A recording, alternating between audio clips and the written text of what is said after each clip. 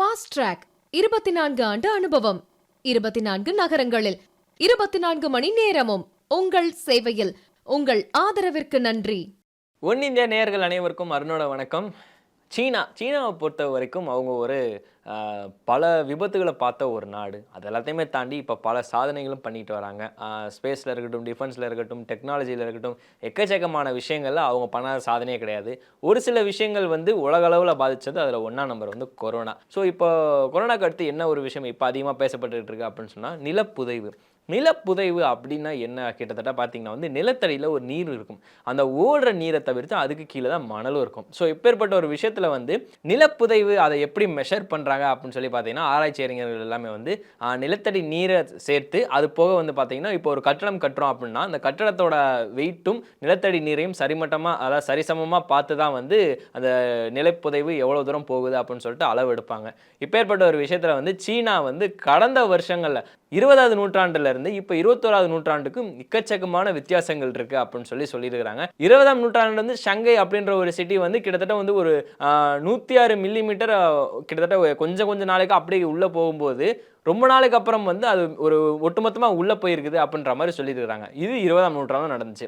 அதே மாதிரி இப்போ 21ஆம் நூற்றாண்டில் கிட்டத்தட்ட ஒரு 5 நகரங்களை வந்து அவங்க சொல்லியிருக்கிறாங்க. முக்கியமாக மக்கள் அதிகமாக வாழ்கிற கிட்டத்தட்ட வந்து ஒரு 6,88,00,000 மக்கள் இருக்காங்க அப்படின்னா அதை சுற்றி ஒரு 82 ஊர்கள் இருக்குது. அந்த ஊர்களுக்குள்ளே தான் வந்து இந்த நிலப்புதைவு ஏற்படுது அப்படின்னு சொல்லியிருக்கிறாங்க. அந்த 6,88,00,000 மக்களும் இந்த 82 ஊர்கள் இருக்கான்னு சொன்னேன் இல்லையா, அதில் ஒரு சில முக்கியமான நகரங்கள்லாம் வந்து பெய்ஜிங், அதுக்கப்புறம் வந்து குன்மிங், அப்புறம் யன்மிங். ஸோ இந்த மாதிரி ஒரு ஊர்களில் கொண்ட பேர்களை கொண்ட ஊர் தான் வந்து நிலப்புதைவு அதிகமாக ஏற்படுது அப்படின்ற மாதிரி சொல்லியிருக்கிறாங்க. முக்கியமாக ஷங்கை வந்து ஆல்ரெடி உங்களுக்கே தெரியும், அது வந்து கடலுக்கு ரொம்ப கிட்ட இருக்கிற ஒரு ஊர். அது ஆல்ரெடி இருக்கிற லெவலே வந்து சி லெவலுக்கு கொஞ்சம் மேலே தான் இருந்தது. பட் ஆனால் இப்போ போக 20ஆம் நூற்றாண்டில் அப்படி ஒரு விபத்து ஆனதுக்கப்புறம் சி லெவலுக்கும் கொஞ்சம் கீழே இறங்கி இப்போ சி லெவலை விட அது மேலே இருக்குது. ஆக்சுவலாக வந்து சொல்ல போனோம்னா இப்போ ஈஸியாக ஏதாவது ஒரு குட்டி மழை பெஞ்சு வெள்ளம் வந்தால் கூட ஷங்கை சிட்டி ஃபுல்லாகவே வந்து நீரால் சூழப்பட்டுரும் அப்படின்ற மாதிரி சொல்லியிருக்கிறாங்க. இந்த நிலப்புதைவுக்கு என்ன ஒரு காரணம் அப்படின்னு ஆராய்ச்சி பண்ணதுக்கப்புறம் தான் தெரியுது. அந்த 6,88,00,000 சொன்னேன் இல்லையா மக்கள், அந்த அதில் ஒரு 82 நகரங்கள் இருக்காங்கன்னு சொன்னேன் இல்லையா, அவங்க அந்தந்த நகரத்தில் இருக்கிறவங்க வந்து நிலத்தடி நீரை அதிகமாக யூஸ் பண்ணுறாங்க அப்படின்ற மாதிரி ஒரு ஸ்டேட்மெண்ட் வந்திருக்குது. இதுக்கு ஒரு முக்கியமான காரணம் வந்து அங்கனுக்குள்ளே வந்து மழை பெய்யுதா அப்படின்றதெல்லாம் அதெல்லாம் ரெண்டாவது விஷயம். அது எல்லாத்தையுமே தாண்டி பக்கத்துலேயே வந்து இவ்வளோ பெரிய ஒரு கடல் இருக்கிற சுற்றி கடலால் சூழப்பட்ட ஊர் சீனா.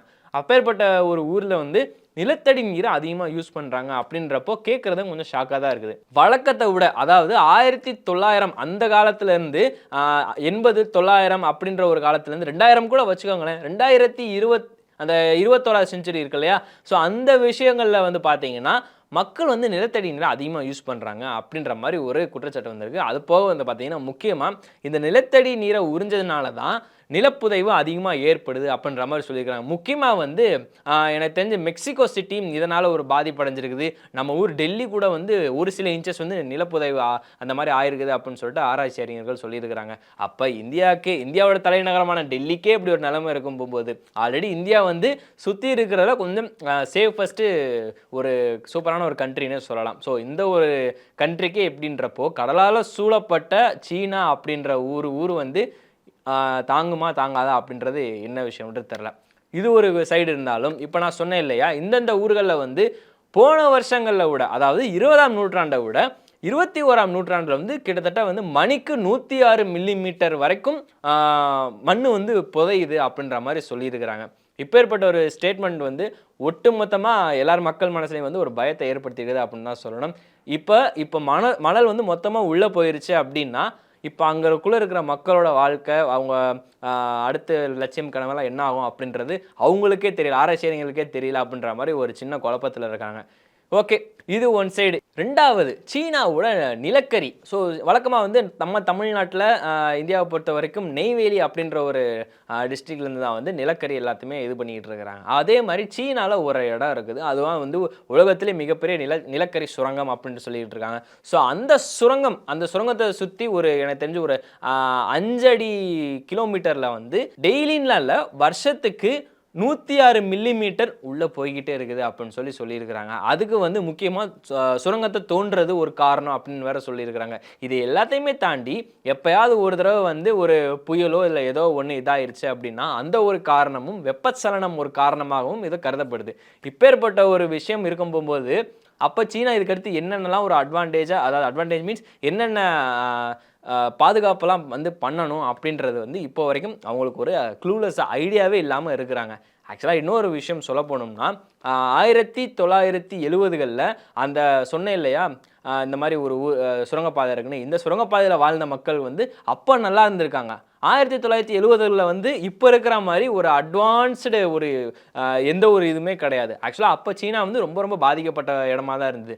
பட் இது எல்லாத்தையுமே தாண்டி இப்போ டெவலப்பிங் இருந்துமே வந்து சீனா இப்போ இப்படி இருக்குது. ஓகே, இது ஒரு பக்கம் இருந்தாலும் ஜப்பான் அப்புறம் டோக்கியோ இந்த மாதிரி ஒரு ஊர்களில் வந்து ஒரு துறைமுகம் இருக்குது. அது கொஞ்சம் ஃபேமஸான துறைமுகம். இந்த துறைமுகத்தை பொறுத்த வரைக்கும் கிட்டத்தட்ட சுற்றி ஒரு 20,000 குடும்பங்கள் இருக்குது. இந்த 20,000 குடும்பங்கள் கொண்ட வீடு, அந்த ஒரு மணல் எல்லாமே வந்து 20 மில்லிமீட்டர் அப்படின்ற ஒரு கணக்கில் வந்து பூமி உள்ளே போகுது, புதையுது அப்படின்ற மாதிரி சொல்லியிருக்கிறாங்க.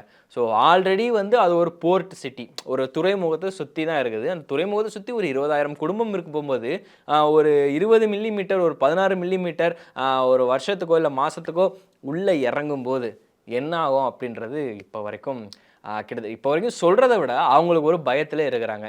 இப்படி ஒரு கண்டிஷனில் வந்து இங்கிட்டு போயிட்டு இருக்குது.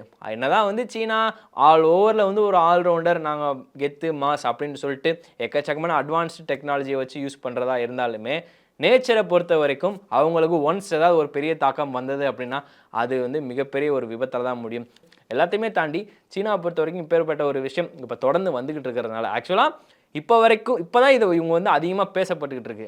2000லேயும், அதாவது 20ஆம் நூற்றாண்டுலேயும் 1900 அந்த மாதிரி டைம்லேயுமே வந்து இவங்க அந்தளவுக்கு பேசலை. ஏன்னா இப்போ அந்த சொன்னேன் இல்லையா, அந்த துறைமுகம், அந்த துறைமுகத்தை சுற்றி முன்னாடி இருந்த குடும்பமும் அந்த 20,000 கணக்கில் குடும்பம் இருக்குன்னு சொல்லலை, அது வந்து கொஞ்சம் 10,000 கணக்கில் தான் இருந்தது. ஆனால் அவங்களுக்கு சுத்தமான குடிநீர் கொடுத்தாங்க.